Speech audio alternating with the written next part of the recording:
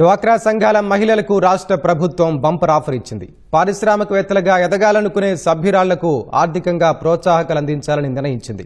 ఒక్కో సభ్యురాలికి ఇప్పుడు ఇస్తున్న ₹1,00,000 రుణానికి అదనంగా మరో 2 లక్షలు ఇచ్చేందుకు సిద్ధమైంది.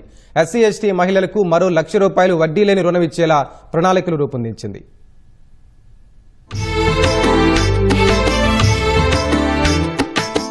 మీరు డ్వాక్రా సంఘంలో సభ్యురాలా?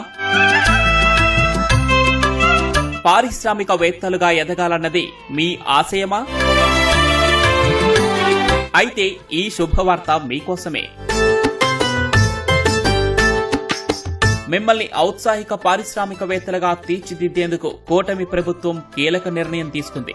ఆర్థికంగా చేయూతనిచ్చేందుకు సిద్ధమైంది. మీరు ఎంచుకున్న రంగంలో పెట్టుబడికి సహాయం అందించనుంది. ఒక్కో సభ్యురాలికి స్త్రీ నిధి కింద గరిష్టంగా ₹2 లక్షల దాకా రుణంగా ఇవ్వనుంది. ప్రాసెసింగ్, డాక్యుమెంటేషన్ ఫీజులు ఇతరత్రా ఏమీ ఉండవు. ఎలాంటి హామీ లేకుండా దరఖాస్తు చేసుకున్న 48 గంటల్లోనే వారి ఖాతాలో డబ్బు జమ అవుతుంది. ఈ మొత్తాన్ని 11% వడ్డీతో అందిస్తుంది. 2026-27 ఏడాదికి 1,50,000 మందిని ఔత్సాహిక పారిశ్రామికవేత్తలుగా తీర్చిదిద్దాలని ప్రభుత్వం లక్ష్యం నిర్దేశించుకుంది. దీనికోసం 3,000 కోట్లు ఖర్చు చేయనుంది.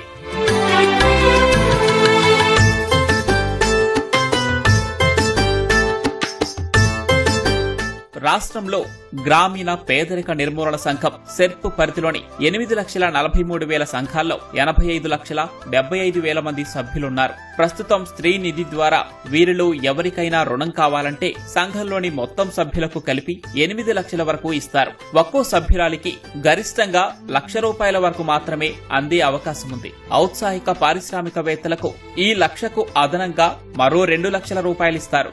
దీన్ని సంఘం మొత్తానికి కాకుండా వ్యక్తిగతంగా ఇస్తారు. దీంతో పారిశ్రామికవేత్తలుగా మారాలనుకునే వారికి మొత్తం 3 లక్షల వరకు రుణంగా అందుతుంది.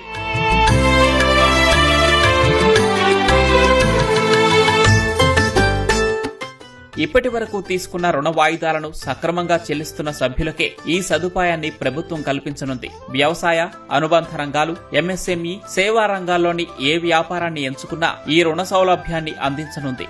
ఈ నెల 21వ తేదీ నుంచి నెల రోజుల పాటు జీవనోపాధుల కల్పనకు సంబంధించి కార్యాచరణ ప్రణాళికను సెర్ప్ అధికారులు సిద్ధం చేయనున్నారు. క్షేత్రస్థాయిలోని ప్రతి సంఘం వద్దకు వెళ్లి వివరాలు సేకరిస్తారు. తొలి విడతగా ఈ ఏడాది ఇప్పటికే వ్యాపారం చేస్తున్న వారిని లేదా కొత్తగా ఆ రంగంలోకి రావాలనుకున్న వారిని ప్రతి సమాఖ్య పరిధిలో 15 మందిని ఎంపిక చేస్తారు.